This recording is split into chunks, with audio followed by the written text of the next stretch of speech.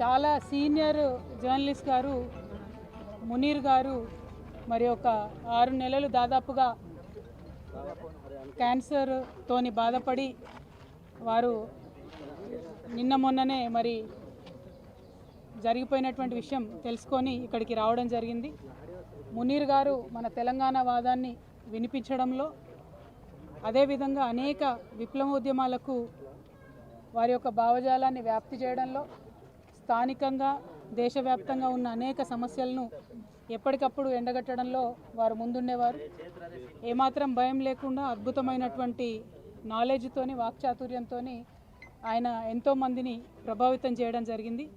మరి మునీర్ గారి కుటుంబ సభ్యులకు నేను ప్రగాఢంగా నా యొక్క సంతాపాన్ని, సానుభూతిని తెలియజేస్తూ ఉన్నాను. వారికి 3 బిడ్డలు ఉన్నారు, ఒక కొడుకున్నాడు. వారందరితో కూడా నేను మాట్లాడడం జరిగింది. వారందరూ కూడా ఒకటే కోరారు, మా నాన్నగారు చేసినటువంటి కాంట్రిబ్యూషన్ని, తెలంగాణ పట్ల వారు చూపించినటువంటి ప్రేమని ప్రపంచానికి మీరు తెలియజేయండి అని చెప్పి వారు అడగడం జరిగింది. నిజంగా కూడా మునీర్ గారు చాలా కష్టపడ్డారు తెలంగాణ వాదాన్ని పెంపొందించడంలో.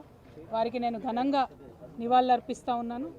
మరి వారు ఏవైతే విప్లవోద్యమాల గురించి పదే మాట్లాడినరో, ఇవాళ మీరు దేశవ్యాప్తంగా ఉన్న పరిస్థితి చూసుకుంటే భారతీయ జనతా పార్టీ ఆపరేషన్ కగార్ పేరుతోని మరి చేస్తున్నటువంటి దుశ్చర్యలను మనం చూస్తూ ఉన్నాం.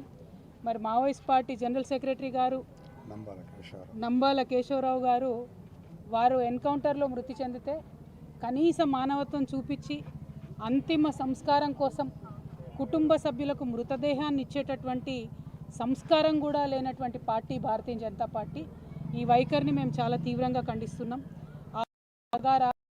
పదే కోరినా కూడా స్పందించకుండా మారణకాండ, విధ్వంసకాండ కొనసాగించడం ఇంకొక వైపు అయితే, కనీసం మానవత్వంతో చనిపోయినటువంటి శవాలను కూడా మావోయిస్ట్ పార్టీ సభ్యులు వారి కుటుంబాలకు ఇవ్వకపోవడం అన్నది నిజంగా దారుణం. ఇది కుటుంబాలన్నీ కూడా బాధపడేటటువంటి సందర్భం. ఈ వైఖరిని మేము తీవ్రంగా ఖండిస్తున్నాం.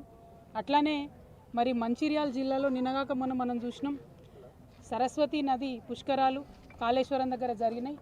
ఇదే మంచిర్యాలకు ఎంపీగా ఉన్నటువంటి వంశీ గారు కాంగ్రెస్ పార్టీ యొక్క దళిత వ్యతిరేక వైఖరిని ఎండగడుతూ మరి వారు చెప్పడం జరిగింది, మమ్మల్ని ఇన్వైట్ చేయలేదు సరస్వతి పుష్కరాలకు. నేను బాధపడ్డా. ధనం కన్నా, పదవి కన్నా కులం గొప్పది ఈ సమాజంలో, నాకు చాలా అవమానం జరిగిందని వారు చెప్పడం జరిగింది.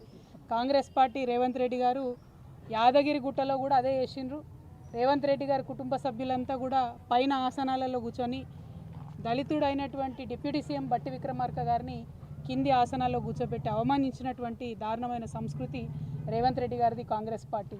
మరి 2 పార్టీల వైఖరి కూడా మరి సమసమాజ నిర్మాణానికి కానీ, ప్రోగ్రెసివ్ థాట్ ప్రాసెస్ కానీ వ్యతిరేకంగా పనిచేస్తున్నటువంటి సందర్భాన్ని మునీర్ అన్న లాంటి జర్నలిస్టులు అందరూ కూడా తమ కళాలు జుల్పించి మరి వ్యతిరేకించాల్సినటువంటి అవసరం ఉందని చెప్పి ఈ మంచిర్యాల గడ్డ నుంచి నేను పిలిపిస్తూ ఉన్నాను. ఎందుకంటే మంచిర్యాల అంటే మనందరికీ తెలుసు, పోరాటాల పటిమ ఉన్నటువంటి ప్రాంతం. మరి ఇక్కడ ఉండేటటువంటి వారందరం కూడా నిర్ద్వంద్వంగా ఖండించాల్సినటువంటి 2 చర్యలను కూడా ఈ సందర్భంగా గుర్తు చేసుకుంటూ, మరి మునీర్ అన్న ఆత్మకు శాంతి కలగాలని మనస్ఫూర్తిగా కోరుకుంటూ, వారి కుటుంబ సభ్యులకి మరొకసారి ప్రగాఢంగా నా యొక్క సానుభూతిని నేను తెలియజేస్తున్నాను. Thank you. జై తెలంగాణ.